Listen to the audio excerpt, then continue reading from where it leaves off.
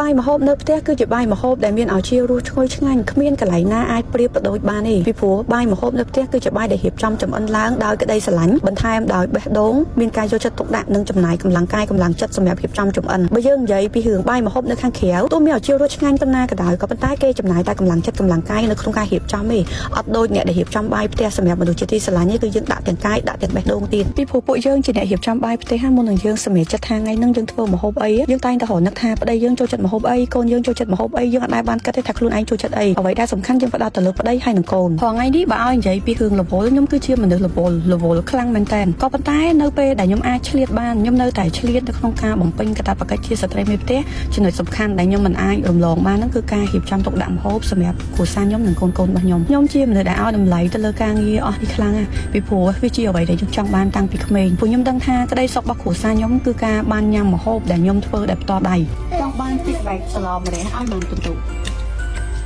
យាយគាត់និយាយកុហកគាត់9កន្លះលើ10កន្លះទៀតទៅណាកន្លះទៀតញ៉ាំមិនទាន់ហើយថ្ងៃកន្លះលើ10មិនហូបទេអត់បានហូបកន្លះហ្នឹងមិនហូបទេខំធ្វើចង់ងាប់4 5ម៉ោង9កន្លះលើ10អូក៏ដល់ស្អែកម្ហូបស្រាប់ហីទៀតហ្មង